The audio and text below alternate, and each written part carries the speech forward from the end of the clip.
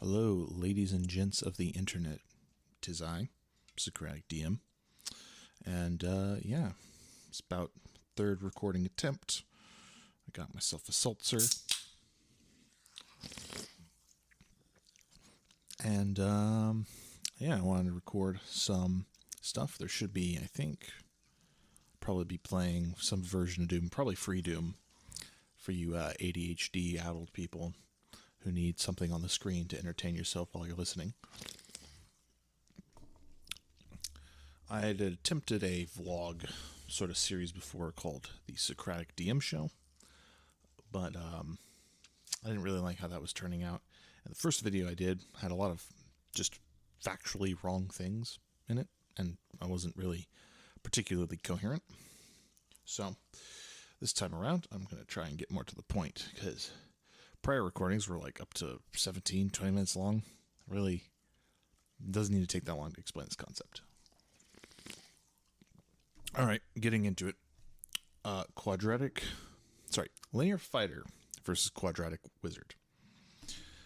This is an interesting non-issue, and as the title might imply or give away, and tipping my hand here, I don't think it's an issue.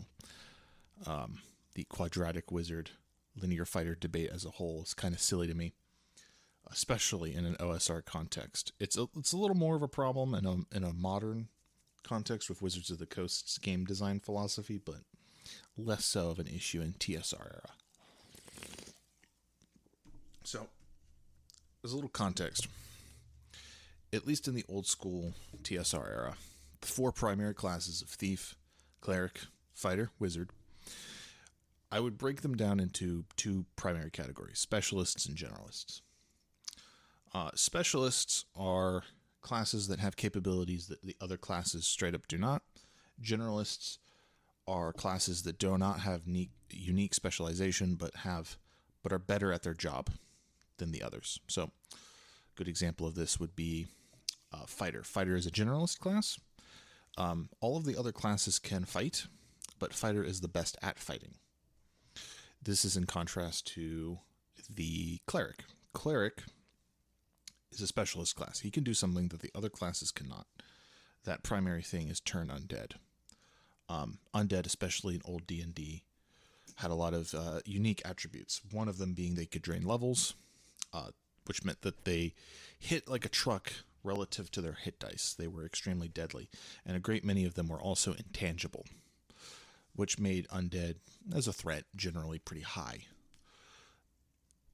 Cleric basically invalidates them, or more or less deals with them in a very efficient way that the other classes cannot. Even hypothetically speaking, if Cleric was substantially weaker than Wizard and Fighter, he would still have a strong niche in the party, given that he's the class that's best specialized to deal with undead and unholy creatures. Thief has a similar story, being a specialist, though his case is a little more particular because while he can do things the other classes cannot, he isn't exactly good at those things until later levels, but Thief's a discussion for another day. So that leaves Wizard and Fighter as the generalists. Now you're probably thinking, well, Wizard can cast spells. Wouldn't that make him a specialist? No, I mean, Cleric can do most of the same spells that Cleric or Wizard can, except, of course, maybe not as well. Of course, Wizard gets better spell slots, or more spell slots. Cleric does not. So it's an interesting dynamic, because the reason the Fighter and Wizard come up more in comparisons to each other is because they're both generalists. People generally don't compare or care about the balance of Thief or Cleric as much. And part of that is to do with the fact that their balance is hinged on something else. They're good at something in spite of perhaps not being above or below a certain bell curve. Now, another thing that needs to be kept in mind with old school D&D is XP curves. Fighter, generally speaking, is pretty down the middle in terms of XP. He progresses a good bit faster than Wizard. Wizard probably, I think, to my knowledge, has the steepest XP curve of the bunch. And that's notable because on top of having the steepest XP curve, he also has the lowest hit die. Now, that's an interesting combination when you think about it, because that means that he's a very high risk, high reward class to invest in. It's more likely than not, especially if you don't have good team coherency or a plan going into a dungeon, that your wizard's going to die, which means that you're getting, assuming the GM isn't pulling punches, you're getting knocked back down to level 1, or at least a couple levels down from where you were when you roll up a new character. This means that wizard is pretty slow going. So while he does improve quadratically compared to fighter, that improvement comes at a much slower rate. While, yes, fighter's improvements come linearly, he only has linear increases in ability and strength. His, we'll say, speed of progression is a good deal higher. That's an important point to make because, generally speaking, at least as the early levels are concerned, fighter's relevancy is pretty strong. In fact, I'd even argue the goal of the fighter is to keep the wizard alive so the wizard can become relevant. Especially in early levels, like levels 1 through 3, wizard is, I'm not going to say useless, but he definitely is a one-trick pony. He's usually only going to have a couple spells. He's going to use those spells, and then he's going to basically be a backline character who throws rocks at the enemy and chips in a little damage. Or is there to carry treasure and items. He's generally not useful after his spell usage. This is why wizard overtakes fighter in the later levels, because he has enough spell slots to make up for his general low baseline stats and capabilities. That's also an important note because a lot of games don't even go to very high levels. So it's more likely than not in your average, especially OSR or TSR era game, that the fighter will stay relevant for the entire campaign relative to the magic user / wizard. So generally speaking, in old school games, I consider the quadratic wizard fighter dynamic or linear fighter dynamic to be a feature rather than a bug. And it's primarily because, for the most part, a wizard who has gotten to the level in which they have now surpassed the fighting capabilities of the fighter and has enough magic to just kind of blitz certain encounters, that wizard's earned that position. They've had very hard fought levels to get there, assuming the DM hasn't, completely just dropped the ball on the difficulty curve, which, that can happen, but generally speaking, a wizard's earned their power.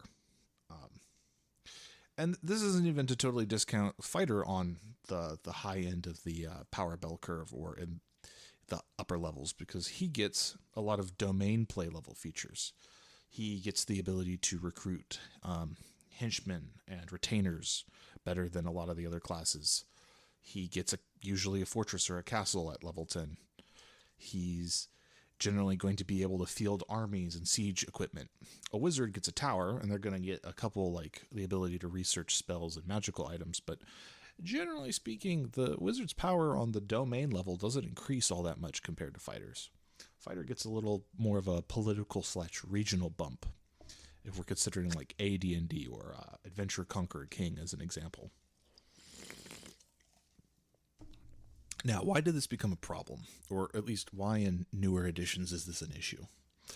I would say this probably started in late 2nd into 3rd edition, where XP curves became unified. So automatically, the classes are going to be increasing at the same level, and that automatically causes a bunch of problems. Because now the investment for wizard is the same as fighter, except the increase in power doesn't change, which means the wizard is improving quadratically, the fighter is improving linearly, despite the XP investment being identical. That's where the problem arises, combined with a couple other things like, for a good example would be wizards used to lose their spell if they took damage on the turn they were casting, which meant that they had to rely on physical bodyguards such as fighters and clerics to intercept damage and keep the front line away from them so they could actually get their spells off. In newer editions, a wizard really doesn't need to worry that much about oncoming damage, at least in terms of getting their spells off. As long as they have a fairly decent constitution modifier, they should be able to make those saves, plus other spells that help with that problem. Combine this with also cantrips, which means that even when the magic user somehow runs out of all of their spell slots, they can still be useful. Meant that the magic user started really outpacing the martial characters. And obviously that's not a great thing, and this is why there's this sort of conception, especially in 5th edition, that martial characters are vastly weaker than casters. And I wouldn't necessarily disagree or contradict that opinion, but I do think it's an exaggerated problem. And it's a borderline not a problem. In fact, no, it just is not a problem in older editions, as far as I'm concerned. Hence, I think it's a feature, not a bug. Now, a lot of people harp on this issue excessively, and I think a lot of that has to do with a misconception of D&D's balance. I do not think the classes are meant to be balanced against each other, generally speaking. When you are in a party, when you're in a team, it's about the team cohesion and the niche filling of that team.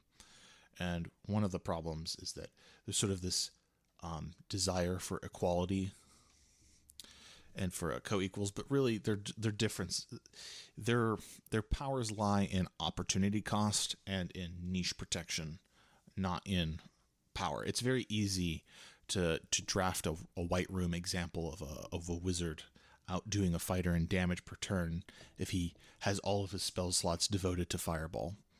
Though, realistically speaking, a wizard is never going to do that. Realistically speaking, a wizard wants to have lots of utility options, getaway options, contingency spells that make them less effective at combat. Yeah, the wizard is a generalist, so is the fighter. But the wizard is a generalist in the context of utility. Fighter is a generalist in the context of fighting and war and combat. So, obviously, if you want to make a specialist wizard, he will be better because he is specialized, but you're losing versatility in trading power, and that can be especially a problem. Do I have anything else to really touch on in this subject? Not really. I think this is a good place to close with this thought. Again, I'm going to be doing kind of a vlog thing, pumping out quick little 12 to 15 minute sort of spur of the moment verbalizations of some of my thought processes and design thoughts. I'm going to see how successful that kind of is on YouTube, since my articles on my blogs are a little more of a structured, stuffy affair. But anyway, y'all have a good one.